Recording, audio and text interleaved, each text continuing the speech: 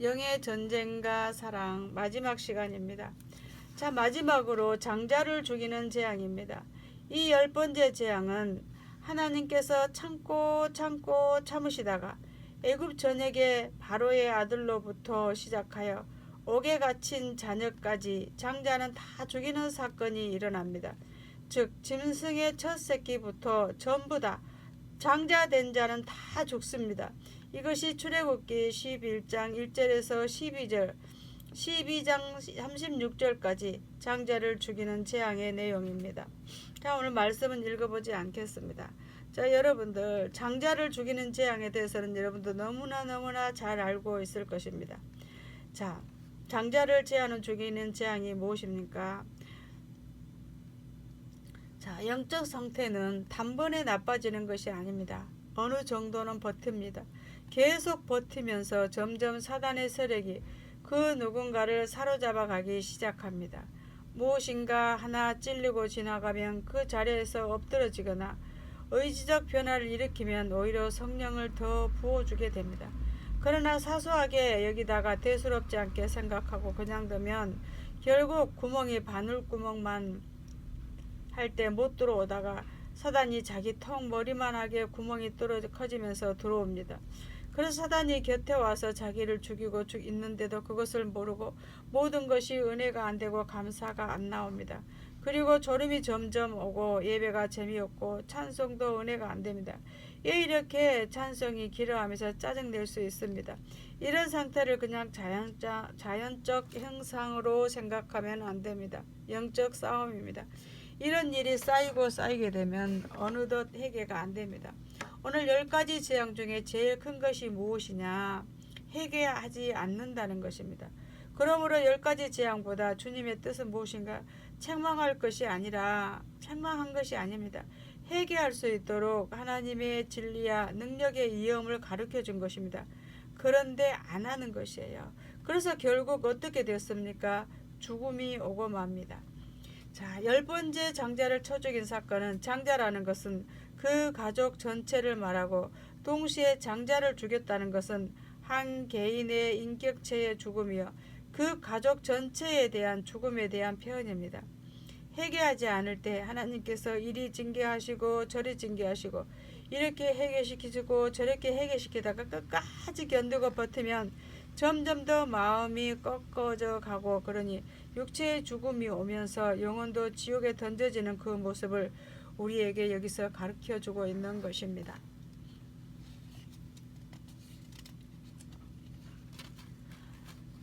자,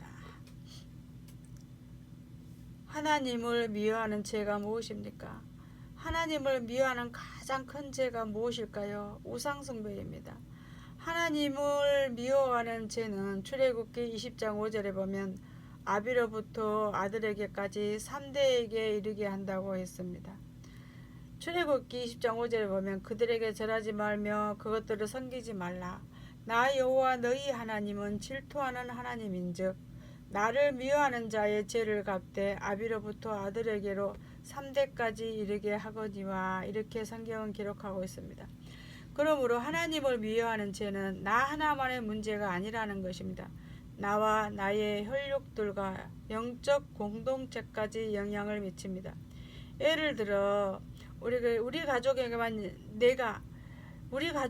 영향을 미치는 것이 아니라 내가 어떻게 하느냐에 따라서 여기 모인 우리 모두에게 성령의 은혜와 영적 시험을 함께 갖게 합니다.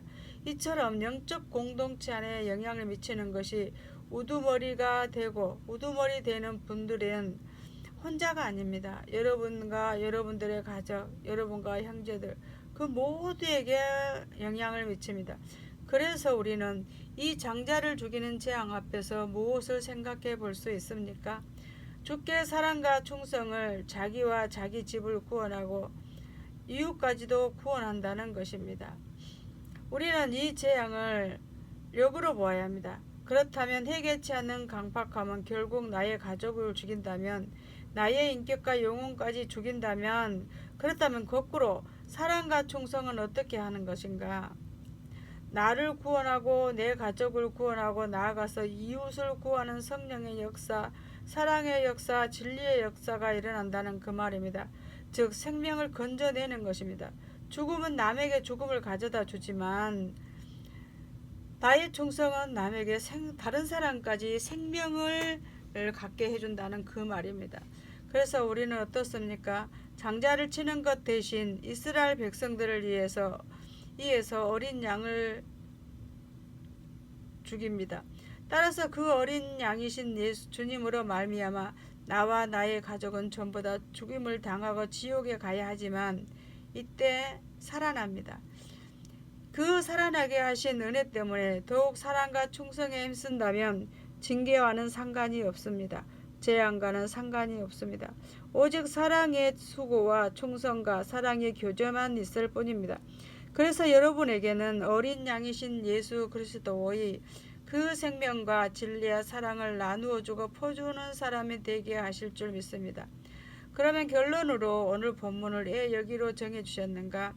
아침까지 남겨두지 말며 아침까지 남은 것을 소화하라 하라고 출애굽기 12장 10절에 오늘 본문 말씀으로 주셨는데요. 자, 여기서부터 여러분 여기서 아침까지 남겨두지 말면은 무슨 뜻입니까? 이것은 어린 양입니다. 어린 양 고기가 그 먹었던 음식입니다. 이것들을 어떻게 하라고 했습니까? 아침까지 남기지 말라고 했습니다. 그 밤에 그 새벽에 먹든지 없애라는 것입니다.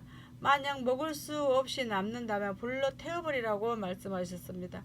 그럼 왜 이 두 번째 영의 전쟁과 사랑의 제목을 이 본문으로 주셨는가? 이와 같은 뜻이 있기 때문입니다. 여러분, 예수 그리스도의 은혜, 즉 말씀과 성령은 주님 재림 전까지요. 또 개인적으로 자신이 죽는 전까지밖에 없다는 것입니다. 그러므로 이 밤 아침은 무엇인가? 이 밤은 주님의 재림이요 아침은 우리가 가는 천국을 말합니다. 그래서 이 고기는 어린 양의 고기는 아침까지 두지 말고 소화해 버리라. 먹어서 이장에서 소화하든지 불에 태워서 소화하든지 하라는 것입니다. 이 말씀은 바로 아침은 주님의 재림과 개인적으로 가는 천국을 말합니다. 그래서 그리스도의 은혜가 성령과 말씀으로 주어지면 바로 그때까지다 이 말이에요. 이것은 첫 번째 뜻으로 우리에게 말씀해 주셨고요. 또 죄는 바로 회개하며 순종도 바로 실천하라는 뜻을 가지고 있습니다. 아침까지 남겨두지 말며, 이것은 물론 그 고기입니다.